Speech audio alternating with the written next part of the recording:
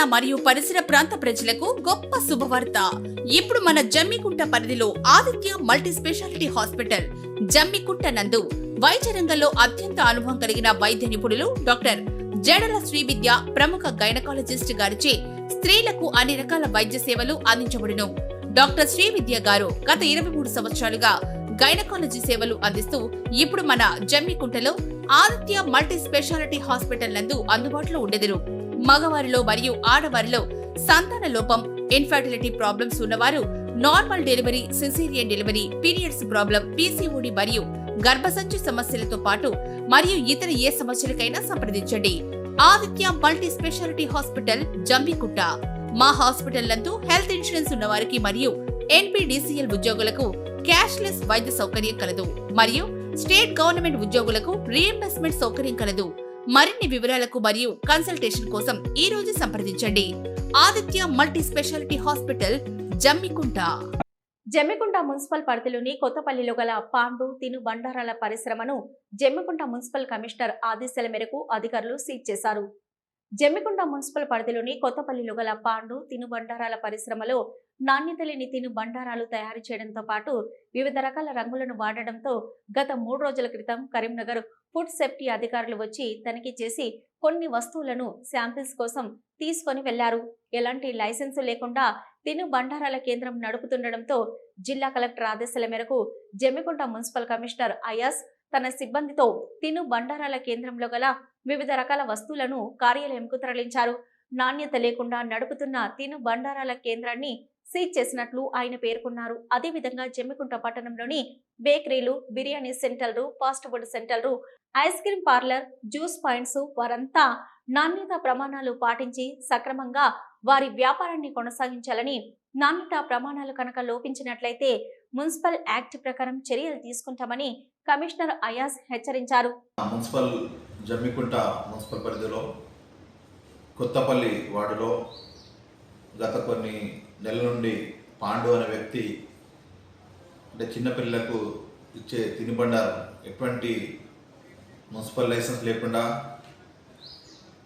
అదేవిధంగా నిబంధనల ప్రకారం food safety and standard act 2006 ప్రకారం ఫుడ్ లైసెన్స్ లేకుండా ఈ యొక్క తినుబండాలను, చిరుతిళ్ళను తయారు చేస్తున్నాడు. సో పలు ఫిర్యాదులు వచ్చినాయి. అంతకుముందు కూడా మన మున్సిపల్ ఆఫీస్ నుండి ఆయనకు నోటీస్ జారీ చేయడం జరిగింది. నిబంధనల మేరకు లైసెన్స్ తీసుకొని, అదేవిధంగా ఫుడ్ సేఫ్టీ వారి యొక్క లైసెన్స్ తీసుకున్న తర్వాత మీ యొక్క వ్యాపారాన్ని కంటిన్యూ చేయాలని మనం యొక్క నోటీసులు వాళ్ళని హెచ్చరించడం జరిగింది. అయినప్పటికీ ఆయన తన యొక్క వ్యాపారాన్ని అదేవిధంగా కొనసాగించడం జరిగింది. మా దృష్టికి వచ్చిన తర్వాత మన మున్సిపల్ నుండి 26 అంటే ఈ నెల 26 తారీఖున డిస్ట్రిక్ట్ ఫుడ్ ఇన్స్పెక్టర్ వారికి మనం ఒక లేఖ రాసి విజిట్ చేసి ఆ యొక్క తినుబండాల్లో ఆయన యూజ్ చేస్తున్న కలర్స్, ముఖ్యంగా కలర్స్ చాలా ప్రమాదకరం చిన్నపిల్లలకు, కలర్స్ యొక్క నాణ్యత మరియు ఫుడ్ సేఫ్టీ స్టాండర్డ్ యాక్ట్ ప్రకారం ఆయన అన్ని రకాల రూల్స్ ఫాలో అవుతున్న లేదా ప్యాకేజింగ్ కానివ్వండి, date of manufacturing, date of expiry అని ప్యాకెట్పై ఆయన ముద్రిస్తున్నా లేదని చూడమని వాళ్ళకు కోరడం జరిగింది. సో మన యొక్క లేఖ మేరకు జిల్లా ఫుడ్ ఇన్స్పెక్టర్ గారు వచ్చి ఆ యొక్క యూనిట్ని తనిఖీ చేయడం జరిగింది. సో తన యొక్క తనిఖీల్లో ఆ యొక్క వ్యక్తి మొదటగా ఎటువంటి లైసెన్స్ లేదు, ఫుడ్ సేఫ్టీ స్టాండర్డ్ యాక్ట్ ప్రకారం అసలు లైసెన్సే లేదు. దాంతో పాటుగా అతను యూజ్ చేస్తున్న అన్ని రకాల కలర్స్ ఏవి కూడా bureau of Indian standard BSI standard ప్రకారం ఏవి కూడా ఏ కలర్స్ కూడా కరెక్ట్గా లేవు. దాంతో పాటుగా వాడిన ఆయిల్నే మళ్ళీ వాడుతున్నాడు. మరియు ఏదైతే కిచెన్ యొక్క పరిసరాలు అన్హైజీనిక్ కండిషన్స్ ఉన్నాయి, దాంతోపాటు ఏవైతే ప్యాకెట్స్ తాను తయారు చేస్తున్నాడో వాటిని తయారు చేసిన తేదీ మరి ఎక్స్పైరీ డేట్ అవి కూడా ఆ ప్యాకెట్స్పై ముద్రించలేవు. సో ఇవన్నీ కూడా మనకు ఆ యొక్క ఫుడ్ ఇన్స్పెక్టర్ గారు నివేదికలు మనకు సమర్పించడం జరిగింది.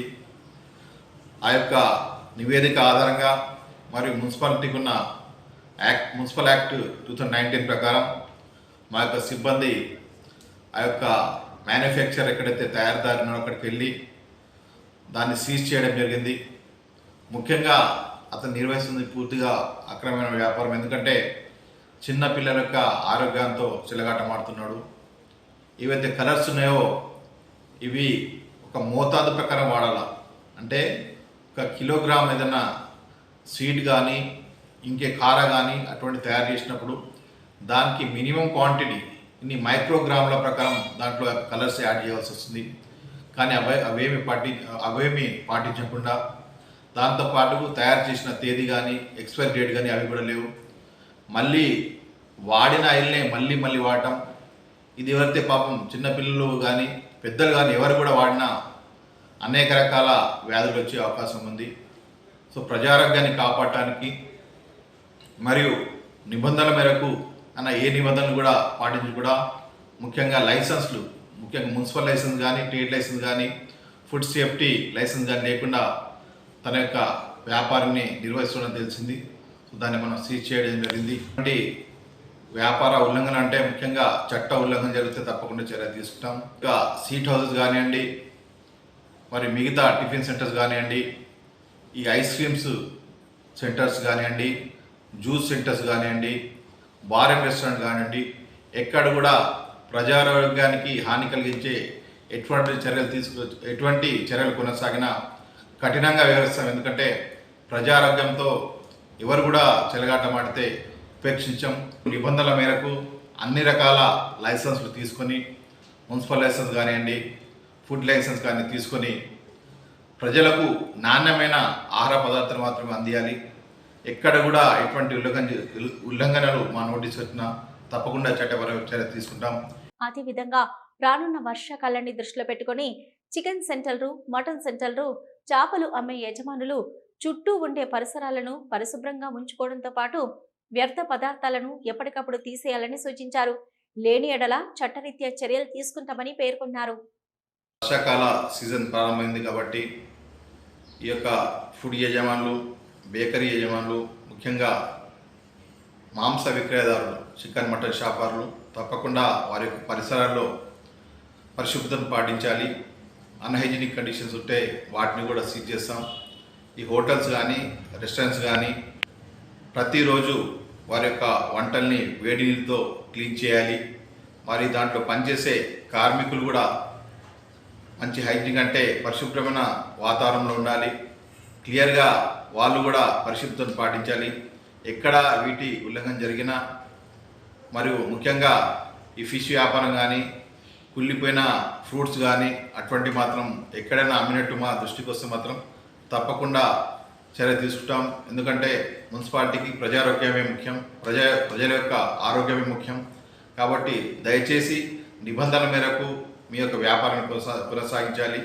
వర్షాకాలం కాబట్టి మరిన్ని జాగ్రత్తలు పాటించాలని కోరుతున్నాను. ఎక్కడ కూడా ఈ యొక్క రూల్స్ని వ్యతిరేకంగా ఎవరు పనిచేసినా కూడా తప్పకుండా కఠినమైన చర్యలు తీసుకుంటాం.